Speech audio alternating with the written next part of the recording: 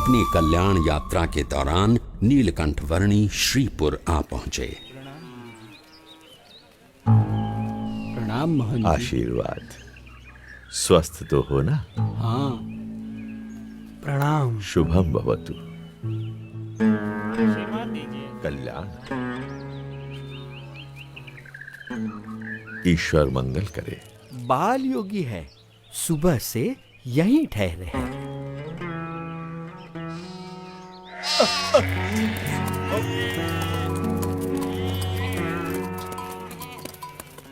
सब सुनिए, संध्या काल हो रहा है, सब सचेत हो जाइए। अपने मवेशियों को घर के अंदर ले लीजिए, बच्चों को भी ले लीजिए, सचेत रहिए। खेलना बंद करो, पता है ना बाहर कितना खतरा है। घर का ताला अंदर से बंद कर लेना, कोई बाहर ना निकले, ध्यान रखना। चलो चलो जल्दी करो, चलो जल्दी जल्दी सब कुछ अंदर रख दो। चलो चलो जल्दी करो। मैंने इस तरफ के दरवाजे बंद कर दिए हैं। भी सब बंद कर दिया है। चलो जरा जल्दी करो। चलो चलो जल्दी पीछे करो। पीछे के सारे दरवाजे भी बंद कर दो। हाँ भैया। अरे कोई खिड़कियां भी खुली मत छोड़ना। अरे सामान आने के बाद अपने सभी लोगों को अंदर बुला लो, कोई बाहर ना रह जाए। बेटे, मैं इस कमलेश्वर मठ का महंत हूं। अंधेरा हो रहा है और रात बहुत डरावनी होगी। मठ के अंदर आकर रहो। अंतर का उजास बाहर के अंधेरे से डरने ही नहीं देता। अच्छा, अगर मठ में रहना नहीं चाहते हो तो फिर श्रीपुर गांव में कोई और ठिकाना ढूंढ लो, लेकिन यहां मत रुको। मैं बस्ती से दूर एकांत में रहना अधिक पसंद करता हूं। लेकिन यहां रुकने में खतरा है। यहां रात में खूंखार जानवर आते रहते हैं। इंसान हो या मवेशी, किसी का भी शिकार कर लेते हैं। यहां रात की हवा में मृत्यु मंडराती रहती है। तो आपका कहना है कि मृत्यु आपके मठ में प्रवेश नहीं कर सकती? क्या आपके किवाड़ या दीवार मृत्यु को रोक सकते हैं? मृत्यु को तो कोई नहीं रोक सकता मेरे बच्चे, लेकिन सामने से मृत्यु को गले लगाना भी तो उचित नहीं। यदि मृत्यु को कोई रोक ही नहीं सकता तो उससे डरना भी क्यों? जीवन से मोह ही भय का कारण है। जहां मोह नहीं वहां भय नहीं। तुम बालक भी हो और योगी भी। अब बाल हठ और योगी हठ दोनों को तो मैं नहीं छुड़वा सकता। वैसे मठ में सदैव तुम्हारा स्वागत है।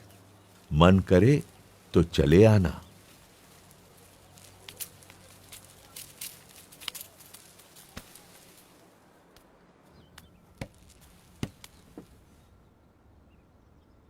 मुझे भय है, अगर कोई जंगली जानवर आ गया तो इसकी मौत निश्चित है।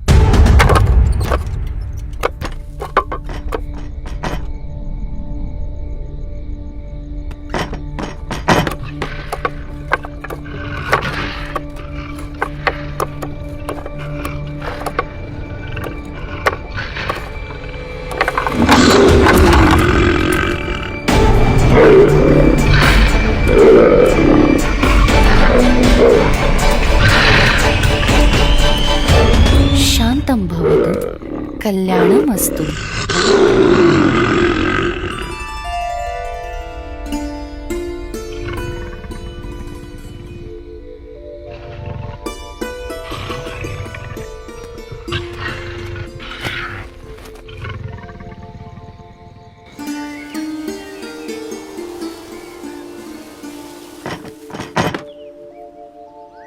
ये क्या, मैं ये क्या देख रहा हूं?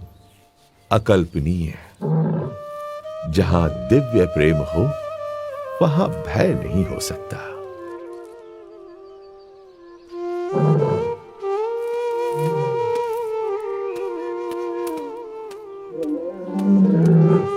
स्वामी, स्वामी रुक जाइए, रुक जाइए स्वामी।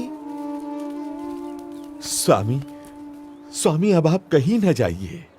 ये मेरा मठ, मेरी महंती, मैं स्वयं, सब कुछ आपका है स्वामी। कृपया स्वीकार कीजिए, स्वीकार कीजिए। मेरा मठ तो सारा विश्व है। उस मठ को छोड़कर मैं इस मठ को कैसे स्वीकार कर सकता हूँ?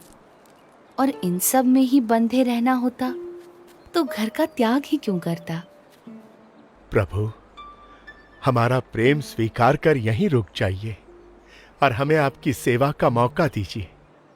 जब तुम दूसरों की सेवा करते हो तो मेरी ही सेवा करते हो। जब तुम दूसरों को प्रेम करते हो तो मुझे ही प्रेम करते हो। हरेक जीव में बसे परमात्मा के स्वरूप का आदर करना और उस आदर से हरेक को समान भाव से अपनाकर कल्याण के मार्ग पर प्रेरित करना, वो नीलकंठ वर्णी की अनूठी शैली थी। नीलकंठ वर्णी किसी भी प्रकार के भय से मुक्त थे और दिव्य प्रेम से युक्त थे, और इसीलिए कोई भी मुमुक्षु जीव बड़ी सहजता से नीलकंठ वर्णी से जुड़ जाता था।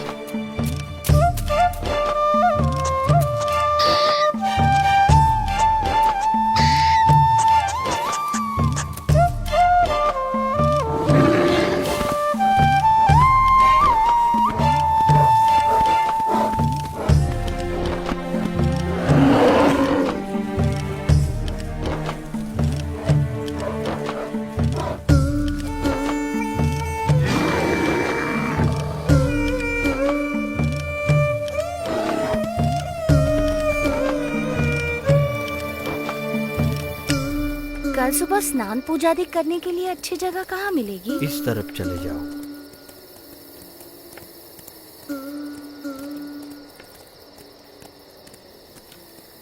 गंगे च यमुने चैव गोदावरी सरस्वती स्नानं करोमि ते जलैः। अन्नं चतुर्विधं स्वादु भोज्यं समर्पयामि।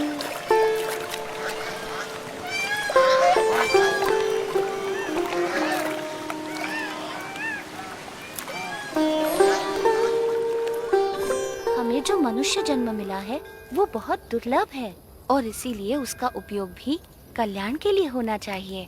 संसार सिंधु करन को नैया, भक्ति हरि की कर ले भैया। संसार सिंधु करन को नैया, भक्ति हरि की कर ले भैया। अंत समय हरि मुक्ति दिलावै, बिनु हरि के कछु काम न आवै। अंत समय हरि मुक्ति दिलावै, बिनु हरि के कछु काम न आवै। अंत समय हरि मुक्ति दिलावै, बिनु हरि के कछु काम।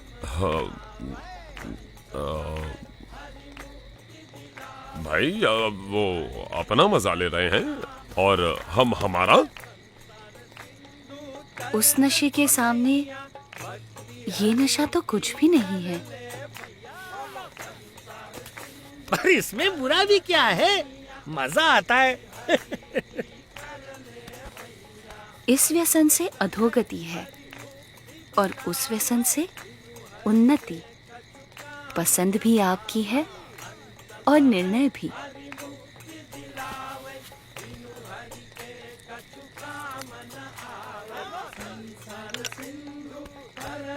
नैया, भक्ति हरि की कर ले भैया।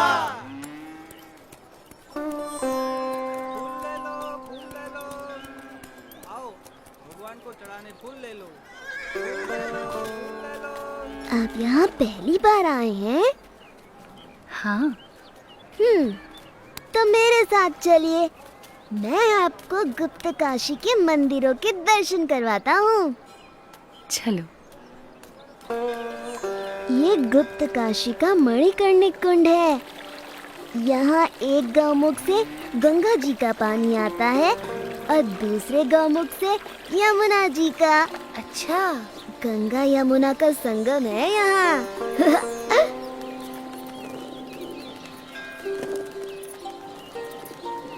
ये विश्वनाथ मंदिर है और ये पास में है अर्धनारीश्वर मंदिर।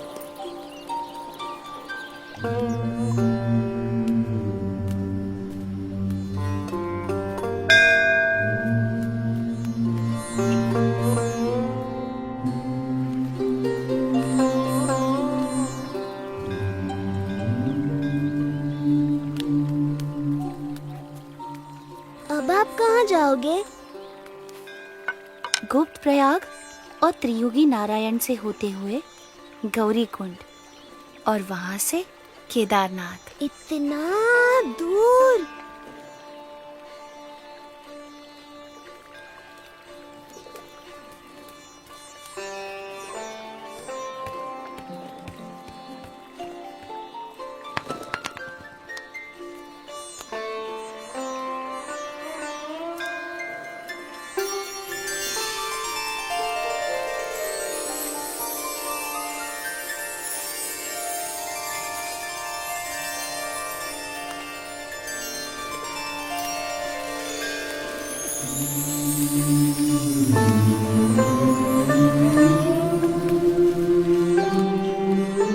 प्रणाम, अपना ध्यान रखना।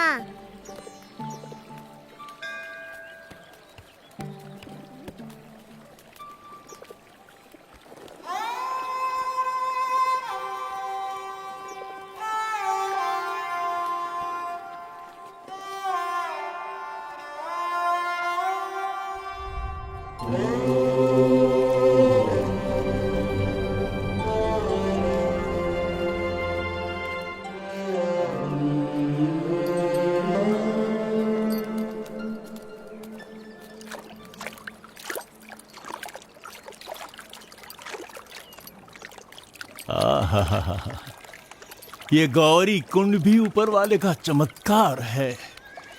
चारों तरफ केदारनाथ की ठंड और उसके बीच में इस गौरी कुंड का गरम गर्मीला पानी। आहा, बस जी भर के नहाओ, ठंड की कोई फिक्र नहीं। आहा, सही कहते हो तुम।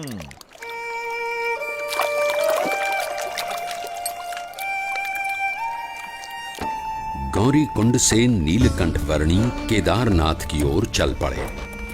कोई भी ऐसा संजोग नहीं था जो इस 11 वर्षीय बालक की कल्याण यात्रा में बाधा डाल सके, चाहे वो शरीर की थकान हो या विकट से विकट रास्ता।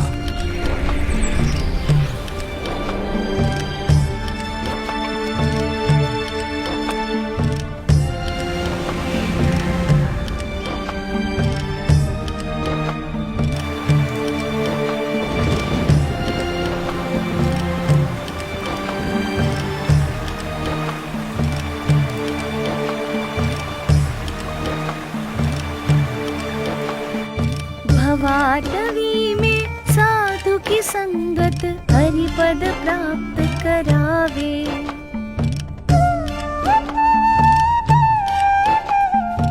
हो साक्षात केदारनाथ। जय बाबा, जय केदार।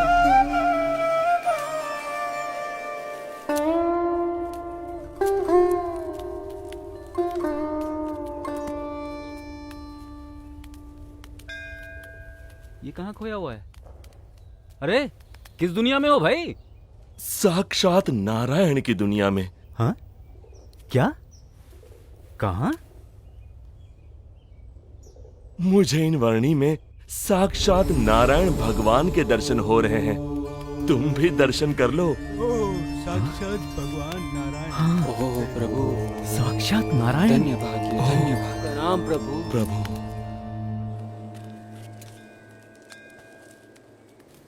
मान लो कि तुम यहाँ केदारनाथ में हूं। ये रहा केदारनाथ, और तुम्हें जाना है यहां बद्रीनाथ में। हाँ, ये रहा बद्रीनाथ। अब सवाल ये है कि भाई जाओगे कैसे?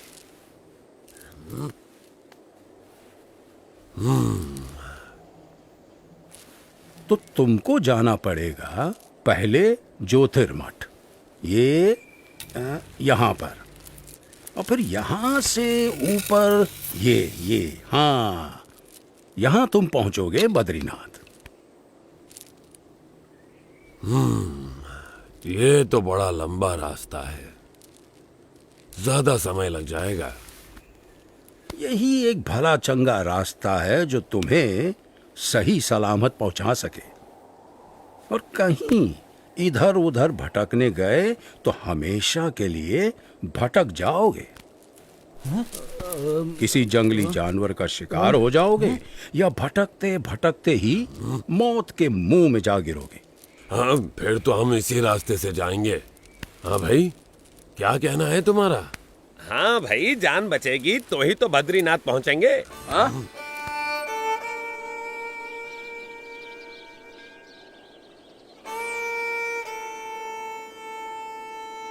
थोड़ी देर ज्यादा लगेगी, पर जिंदा तो पहुंचेंगे। हाँ, सही समझे। हाँ भाई, सुरक्षित रास्ते से ही चलेंगे।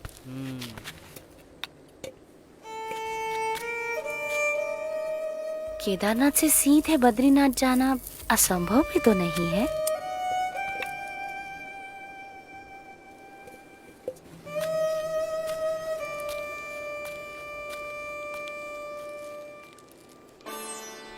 केदारनाथ से सीधे बद्रीनाथ, एक ऐसा मार्ग जिससे गुजरने के बारे में कोई सामान्य मानवी तो सोच भी नहीं सकता था, जहां मानो मनुष्य जीवन का अस्तित्व ही नहीं था। ऐसा कुछ भी नहीं था जो मनुष्यों को जीवित रहने देने का कारण बने। अगर कुछ था तो बस कदम कदम पर खतरा।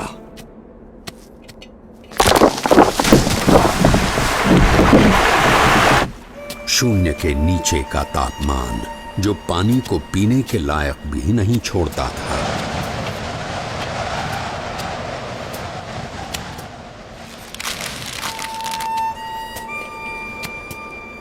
मीलों तक फैली हुई बर्फ जैसे विपत्तियों का महासागर, और हर क्षण मृत्यु का आह्वान।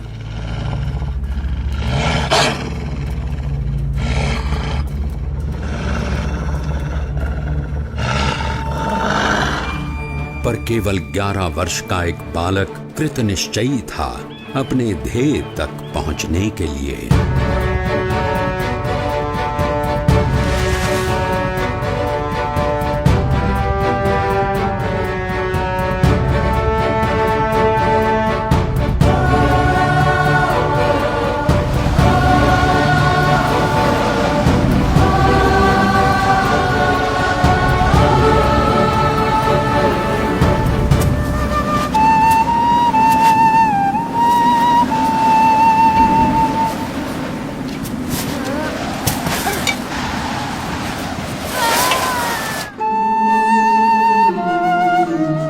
परमात्मनि यो रक्तो विरक्तो अपरमात्मनि।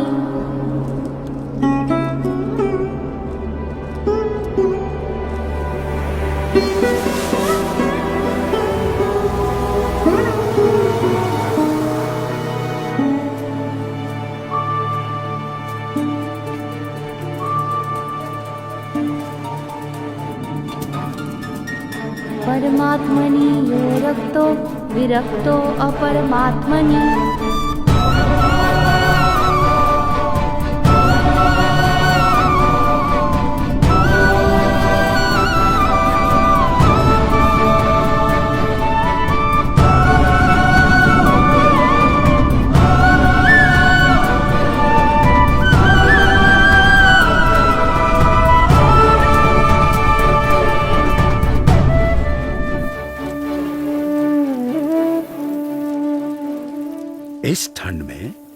हम लोग यहाँ कंबल ओढ़कर भी ठीक से सो नहीं पा रहे हैं, और वो बच्चा नंगे पांव, खुले शरीर, केदारनाथ से सीधे बद्रीनाथ के विकट रास्ते पर अकेला चल पड़ा है।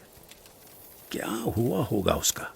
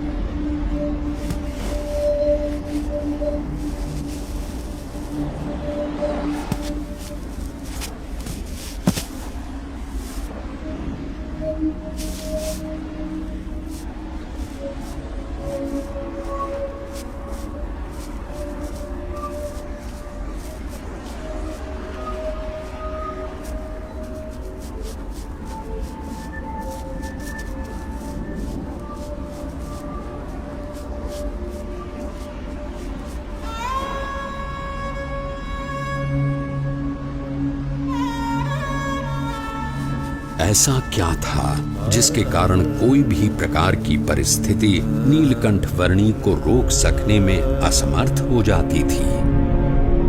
कभी हिम प्रपात तो कभी भयानक बारिश, अनजान और निर्जन रास्तों में जंगली जानवरों से आकस्मिक भेंट,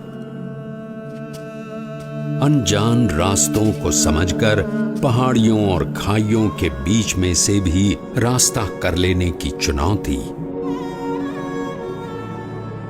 और आराम करने के लिए धरती का बिछौना और आकाश की चद्दर। नीलकंठ वर्णी की दृष्टि में ऐसा कुछ भी नहीं था जो इस मनुष्य शरीर से नहीं हो सकता था।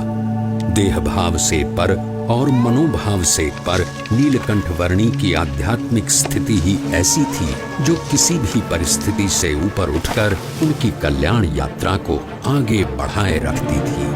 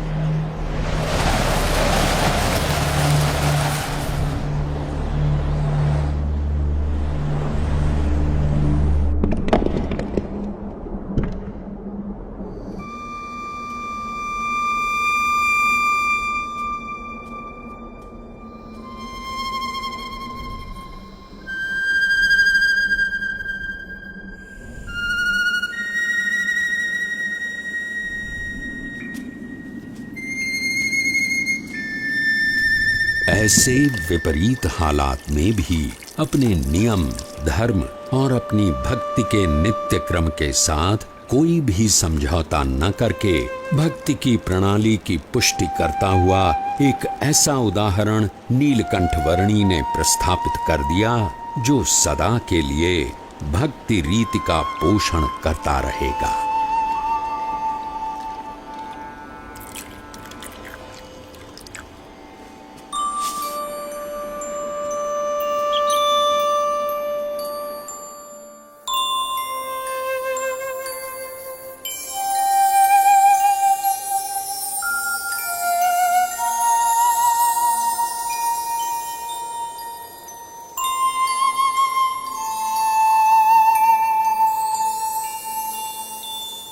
आज के समय में भी कई लोग साथ मिलकर बहुत सारी सुविधाओं के साथ जिसे पार करने के लिए हिचकिचाते हैं, वैसा केदारनाथ से सीधे बद्रीनाथ जाने का लगभग 75 किलोमीटर का मार्ग नीलकंठ वर्णी ने नंगे पांव, खुले शरीर, अकेले केवल 9 दिनों में पार कर लिया।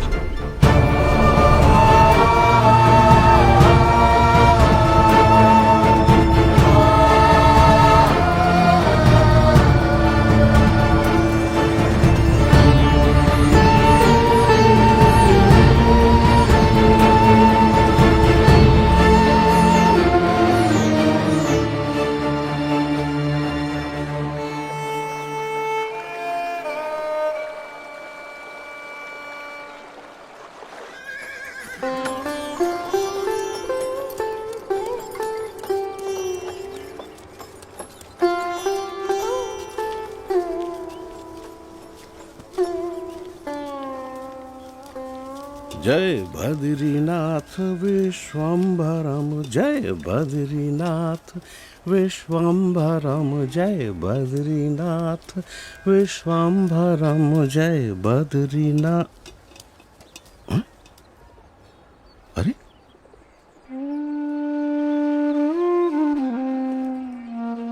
इस चरण छाप में ऊर्ध्व रेखा के साथ सारे 16 चरण चिन्ह। ये तो स्वयं परमात्मा के चरणों की छाप है। कहाँ है वो?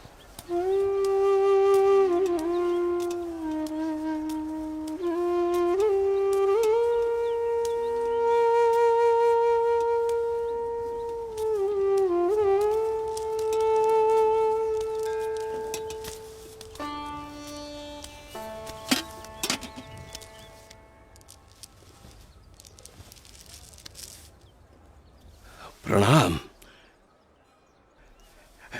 मनुष्य के रूप में आपका दर्शन पाकर आज मेरे आनंद की कोई सीमा नहीं है प्रभु। मेरा रोम रोम हर्षित है प्रभु। कहीं सुना है और शास्त्रों में पढ़ा भी है कि भगवान जब मनुष्य रूप धारण करते हैं तब उन्हें पहचानने का सौभाग्य बहुत भाग्यशाली को ही मिलता है। आज मेरे जन्मों जन्म के भाग्य खुल गए कि आपके प्रत्यक्ष दर्शन हो गए। आपने क्या नाम ग्रहण किया है प्रभु? मेरा नाम है नीलकंठ। नीलकंठ। आप कहां से आए हैं प्रभु? अनेर देश से। ऐसी तो कोई जगह का नाम मुझे याद नहीं प्रभु। मेरी समझ में आए उस तरह से बताइए। कहां से यात्रा आरंभ की, किन किन तीर्थ स्थानों को अपनी उपस्थिति से पावन किया, कहां ठहरे? मैंने आषाढ़ मास में अयोध्या से सरयू पार की और अमरापुर आया। हिंडोला के दिन नारद वन में बिताए और पवित्र एकादशी हरिद्वार में की। तपोवन में जन्माष्टमी का उत्सव मनाया। लक्ष्मण झूला के पास लक्ष्मण मंदिर में उपवीत परिवर्तन किया। गणेश चतुर्थी श्रीनगर में, ऋषि पंचमी उद्धव वन में और जल झिलनी एकादशी एवं वामन द्वादशी गुप्त काशी में की, त्रियुगी नारायण में पूर्णिमा करके श्राद्ध पक्ष मैंने गुप्त प्रयाग और केदारनाथ में बिताया और नवरात्रि के आरंभ में केदारनाथ से चलकर पहाड़ों को पार करके आज नवरात्रि के 9वें दिन यहाँ बद्रीनाथ आया हूँ। और आपका भाव है, इसीलिए दीपोत्सव और अन्नकूट उत्सव यही आपके साथ मनाऊंगा। अवश्य प्रभु।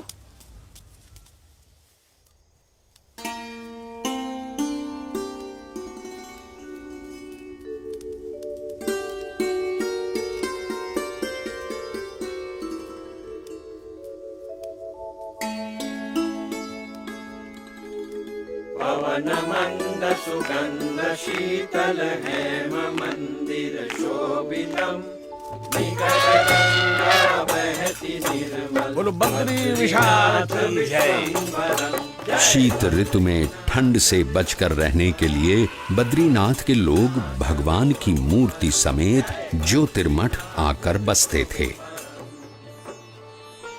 नीलकंठ वर्णी भी उनके साथ ज्योतिर्मठ आए। अहम ब्रह्मास्मि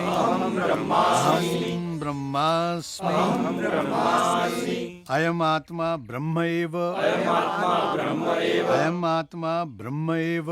ये सब उपनिषद के मंत्रों का अच्छा पाठ कर रहे हैं। प्रभु, ये तो हम सबका नित्य क्रम है। इन मंत्रों के रटन से ये सब अपनी आत्मा का ब्रह्म के रूप से अनुसंधान कर रहे हैं। ऐसा उत्तम ध्येय रखते हैं। उसका अर्थ है कि ब्रह्म, आत्मा एवं परमात्मा के स्वरूपों की भिन्नता को वे यथार्थ रूप से समझते हैं। हमने तो ऐसा ही रटन सीखा है। अहम ब्रह्मास्मि अहम ब्रह्मास्मि।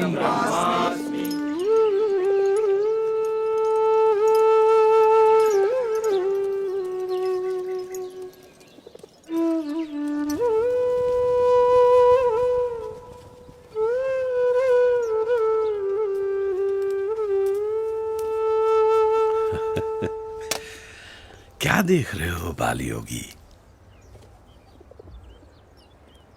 मुझे मानसरोवर जाना है। क्या आप रास्ता दिखा सकते हैं? अभी से रास्ता पूछ के आप क्या करोगे? अरे जब ठंड की ऋतु समाप्त हो जाएगी तब बहुत सारे लोग वहां जाएंगे, उनके साथ चले जाना। हाँ? मुझे तो अभी जाना है। है? इस ठंड में? हाँ। मानसरोवर? अरे प्रभु, ऊपर की ठंड तो आग की तरह जलाती है। वहां शरीर का लहू पानी बन जाता है और पानी जमकर पत्थर, और कदाचित उससे बच भी गए तो बर्फ आपको जिंदा गाड़ देगी प्रभु। अरे प्रभु, इस ऋतु में मानसरोवर की ओर जाने के विचार मात्र से भी सब डरते हैं। आप मुझे योगी बुलाते हो ना? हाँ प्रभु। योगी को ना तो प्राणों का भय होता है, ना असफलता का, ना कल का, ना किसी फल का, ना यश का, ना अपयश का। आपका बहुत धन्यवाद कि आप मेरी चिंता करते हैं। प्रभु,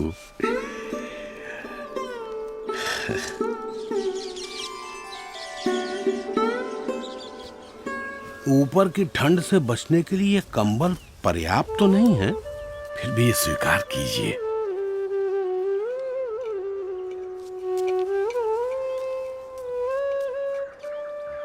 खेलने कूदने की उम्र में इतने कष्ट, ऐसी तपश्चर्या, इतनी कठिन यात्रा किस लिए? मेरी यात्रा कल्याण के लिए है। मैं आपसे फिर मिलूंगा।